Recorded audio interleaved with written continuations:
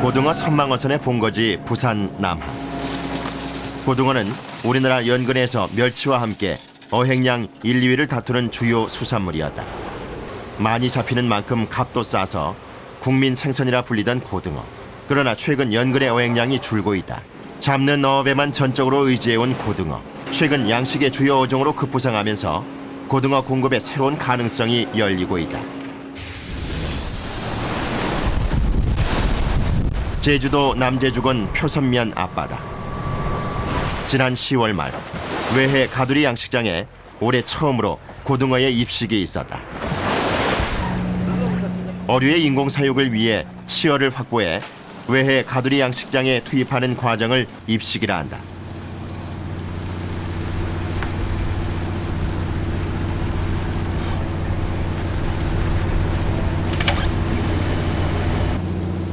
연근의 정치망에 걸린 고등어 중에서 출하되기엔 크기가 작은 고등어들이 투입됐다.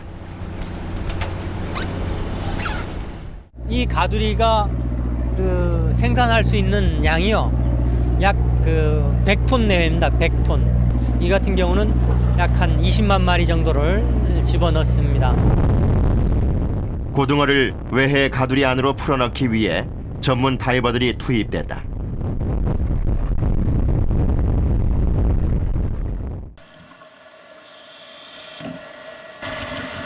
그물을 잘라주자 작은 고등어들이 가두리 안으로 재빠르게 유영한다. 대표적인 고도 회유성 어종인 고등어는 활동의 폭이 넓고 외부 자극에 민감하다. 이런 까다로운 성질 탓에 가두리 양식은 어렵다고 여겨져 왔다. 그러나 지난 몇 년간 국내에서 진행된 고등어 양식 실험은 성공적이었다. 국립수산과학원 남해수산연구소. 고등어 완전 양식 연구가 시작된 것은 지난 2005년이었다. 그러나 자연산 어미 고등어에서 인위적으로 알을 받아내기가 쉽지 않았다. 수정란 확보를 위해서는 실내에서 난과 정자를 받아내야 되는데 고등어는 최종 성숙이나 배란이 자연 상태에서는 일어나지만은 실내에서는 어떤 자연 환경이라든지 어떤 영양 상태 이런 것들로 인해서 제한을 받습니다. 성숙을 촉진시키고 배란을 유도하기 위해 호르몬 투여 방법이 사용됐다. 어류의 생식 기능 장애를 제어하는 호르몬으로 뇌하수체의 호르몬 방출을 촉진시켜 최종적으로 난자 정자를 만들게 하는 데 기여한다. 투여 시기는 고등어의 난이 성숙 단계에 접어들었을 때가 가장 적당하다. 호르몬을 맞은 고등어의 생식소엔 어떤 변화가 일어날까? 고등어의 생식소를 떼어내어 남모세포의 크기 변화를 관찰해봤다. 호르몬 처리 전엔 초기 성장 중인 남모세포들이 관찰됐다. 호르몬 처리 후에 3일 정도가 되면은 보다 더 난이 성숙이 되고 그다음 남모세포 내에 있는 지방들이 이렇게 뭉쳐집니다. 핵주위로 뭉쳐지면서 2, 3일 후에 이제 배란될 수 있는 그런 난이 만들어지고 있는 과정을 확인할 수가 있습니다. 6일이 지나면 배란이 시작된다. 알이 빠져나간 빈자리가 늘어났다. 호르몬 처리로 남모세포가 최종 성숙되어 배란이 이루어지는 것이다.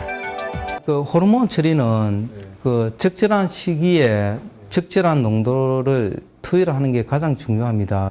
자연 상태에서는 5월이 산란 성기라고 알려져 있습니다. 근데 실내에서 성숙 유도를 해본 결과 자연 상태보다는 한 1개월 가량 좀 늦는 걸로 그렇게 조사가 되었습니다.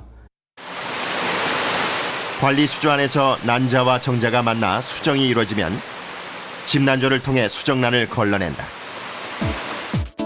모든 수정란이 부화까지 성공하는 것은 아니다. 채집된 수정란을 실린더에 모아 안정된 상태로 1시간 정도 두면 건강한 알은 위로 떠오른다. 상층에 떠오른 알만 걷어내 부화를 시키게 된다. 수정란은 40에서 45시간이 지나면 부화된다. 3에서 4mm에 불과하던 부화 자화로부터 15일째엔 2에서 4cm, 한 달 정도가 지나면 최대 10cm까지 자란다. 초기 성장 속도가 다른 어종에 비해 매우 빠르다. 초기 성장이 빠른 만큼 먹이 공급이 중요하다. 자어를 위해 따로 동식물성 플랑크톤이 대량 배양된다. 부화 초기에는 동물성 플랑크톤 로티퍼를, 일주일 후부터는 작은 새우의 일종인 알테미아가 공급된다.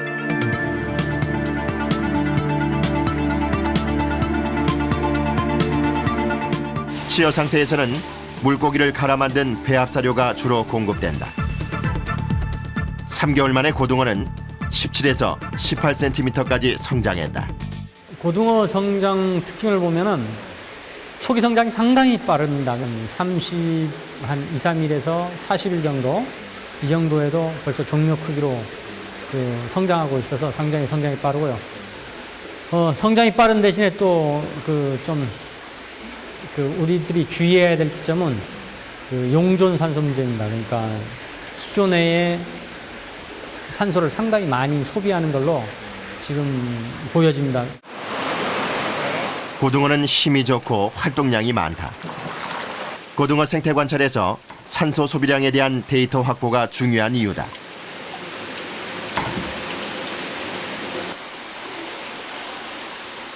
수온 26도씨의 실험 수조 속에 고등어 4마리를 넣고 수조를 봉합해 외부 산소 유입을 차단한다. 물속의 산소를 고등어가 얼마나 사용하는지 측정하기 위해서다. 시간이 경과되면서 용존 산소량, 즉 물속 산소가 줄어들기 시작한다.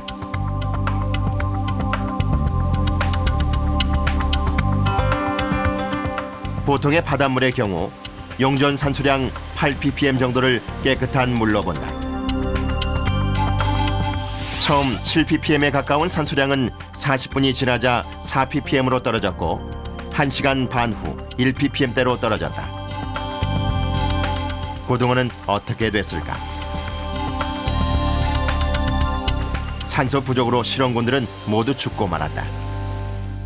회유를 많이 하는 그런 어종입니다. 그래서 산소가 성장이나 그다음 한 가두리 내에서 들어갈 수 있는 양을 결정하는 중요한 요소가 됩니다. 특히 성장 같은 경우는 용존 산소가 약 4ppm 이하로 내려갔을 때는 성장뿐만 아니고 폐사도 일어날 수 있는 그런 농도가 됩니다. 지난 7월 인공 부화에 성공한 고등어는 현재 80g 정도로 자랐으며 곧 외해 가두리 입식을 앞두고 있다. 경남 통영 욕지도 앞바다의 가두리 양식장.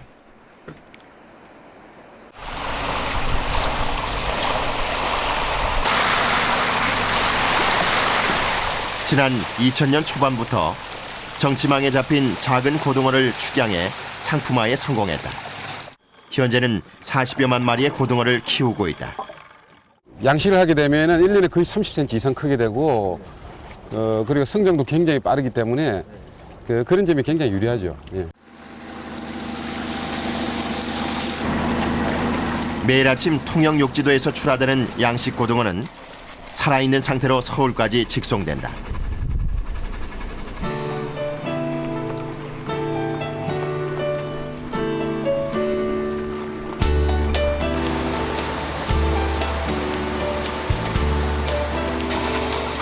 서울 도심의 음식점에서 사계절 내내 살아있는 고등어를 볼 수 있게 된 것이다. 무태 오르는 순간부터 부패하기 시작한다는 고등어회는 산지에서도 귀한 음식이었다. 양식 고등어를 공급받게 되면서 신선한 고등어회는 도시의 미식가들이 즐겨 찾는 인기 메뉴로 자리 잡았다. 고등어에는 신선도가 생명인데 예전에는 산지에서 한철 만에 드셨거든요. 지금은 양식산업이 발전해서 사시사철 공급이 원활해져서 소비자들이 아주 좋아하십니다. 주로 구이나 조림으로 즐겨 먹던 국민 생선이 이젠 특별한 대접을 받게 됐다. 살아있는 고등어는 가격면에서도 4-5배가 비싸다. 수산 양식이 수산물 유통은 물론 음식 문화까지 바꾸고 있는 것이다.